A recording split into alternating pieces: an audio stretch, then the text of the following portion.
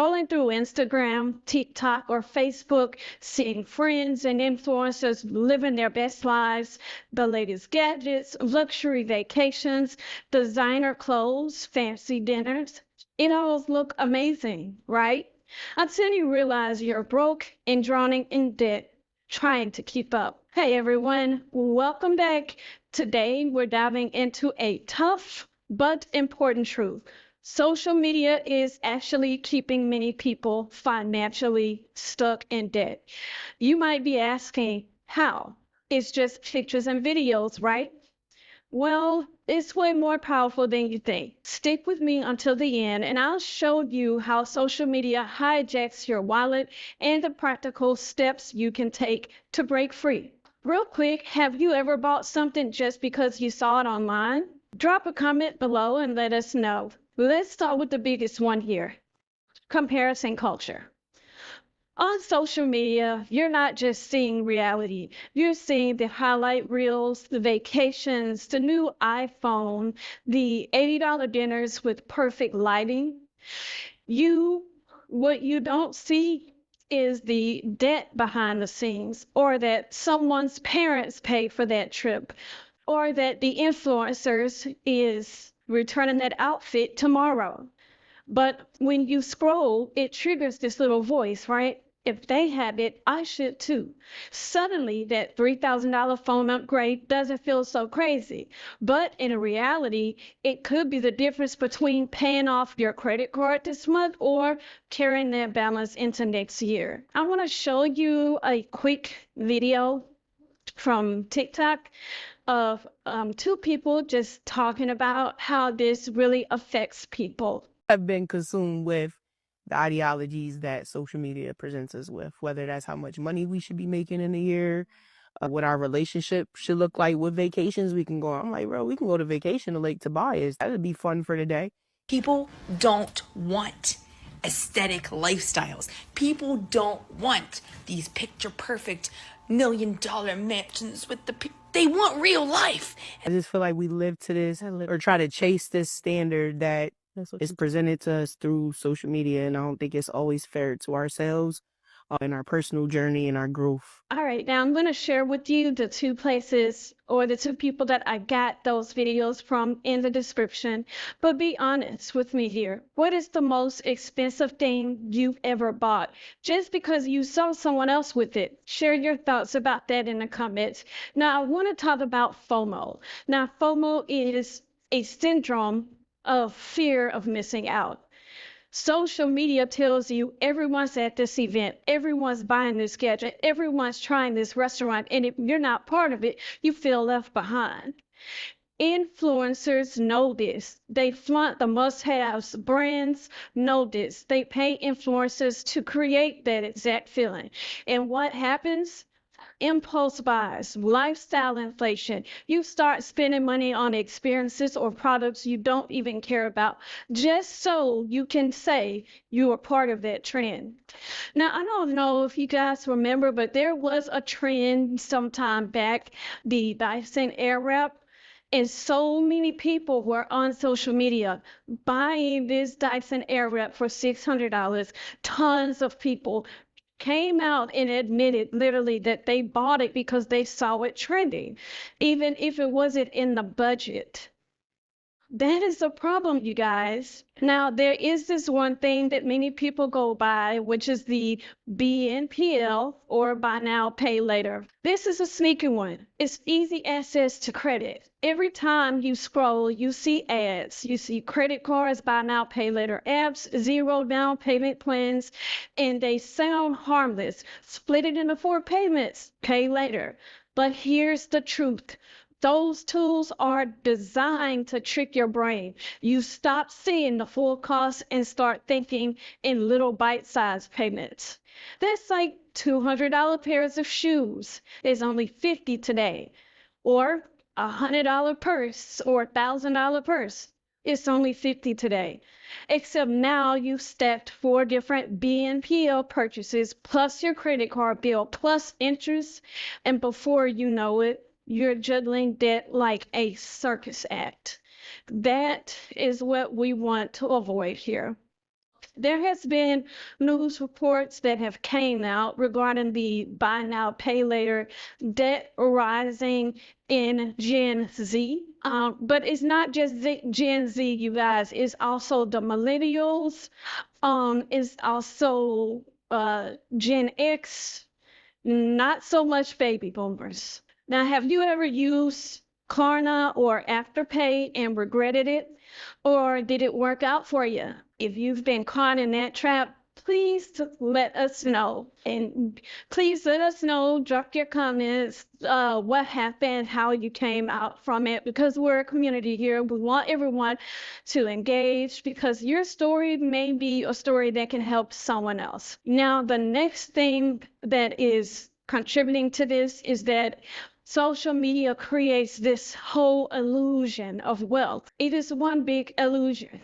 And this is very, very dangerous.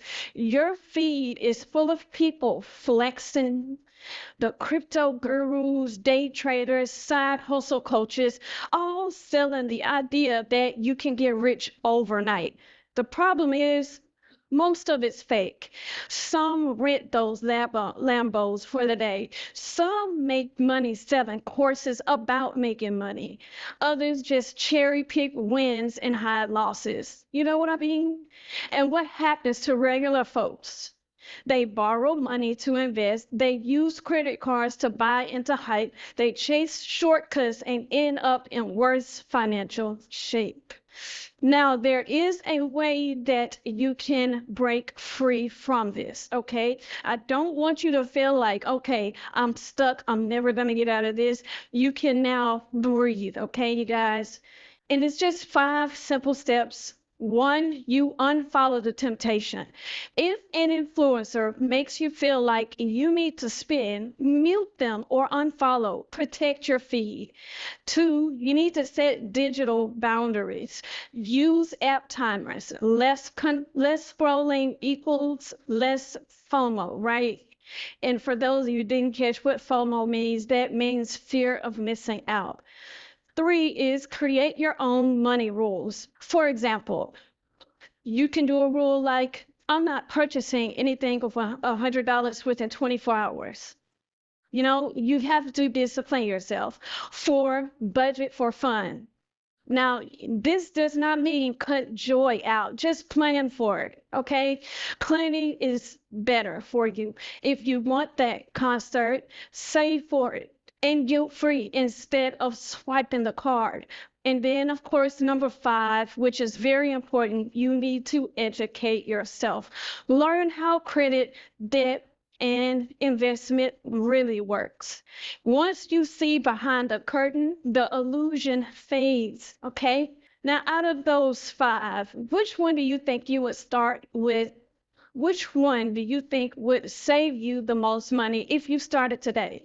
Comment that below. I want to know what hit the hardest for you. Now, I do want to point out that this video is for educational purposes only, not financial advice. So take from it what you will, okay? So let me share a few real stories that shows how social media played a role in people's debt. So we have Sarah here. She's 28. She's a marketing specialist. She was online. She saw friends traveling and buying new tech constantly. She felt pressure to upgrade her phone every year, buy designer clothes, and go out multiple times a week. She used credit cards to cover expenses, and she maxed out at $12,000 in debt, you guys. And her words were she wasn't even aware that she was living beyond her means until the bills started coming. What a nightmare, right? Next, we have Jason here. He's 35. He's a freelancer. He does live a pretty basic life, but he did end up following several influencers who claimed that side hustles could replace his full-time job.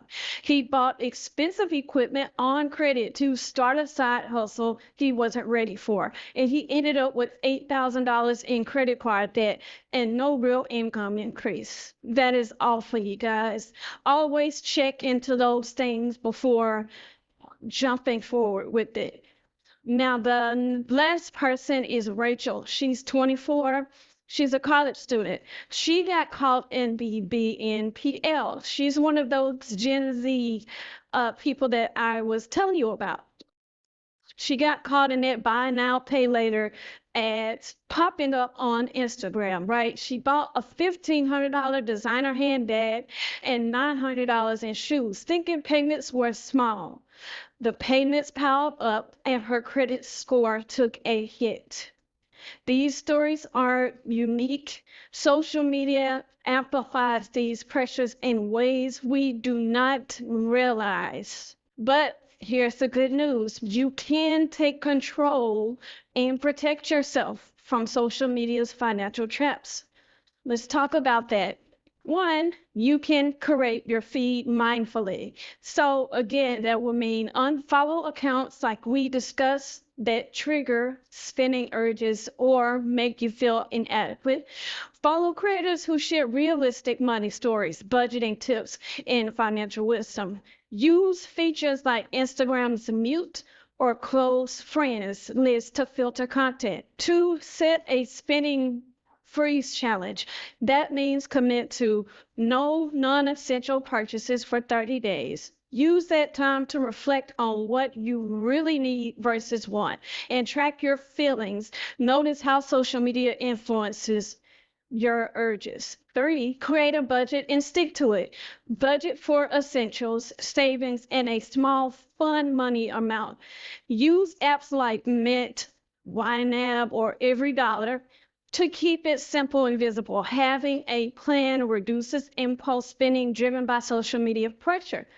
Four, avoid buy now, pay later traps. We've talked about that throughout this video already. These can be dangerous, you guys, because they hide the true cost. Always ask, can I afford this if I had to pay the full amount today? Pay with cash or debit when possible. Number five, build a support system offline. Now, you want to talk about money goals with trusted friends or family. Join local or online groups focused on financial wellness, not consumption. And accountability helps resist social media's pull. Also, again, educate yourself about personal finance. Watch YouTube videos such as the ones on this channel here because we will not steer you guys wrong. We will not give false information. Read blogs or listen to podcasts about money. The more you understand about debt, investing, and budgeting, the less vulnerable you are. Okay, let me just say this because I don't want to make it seem as though social media is terrible. It isn't all bad. It can inspire you, connect, even teach. But if you're not careful, it can also trap you in a cycle of overspending, FOMO, and debt. Don't let highlight reels wreck your life. Your real life. Control the scroll so your money works for you, not your Instagram feed. If this video gave you some perspective, hit the like button, subscribe for more, and share this video as well with someone who might need the reminder. Thanks for watching, you guys, and remember, wealth isn't built in your feed, it's built in your habits.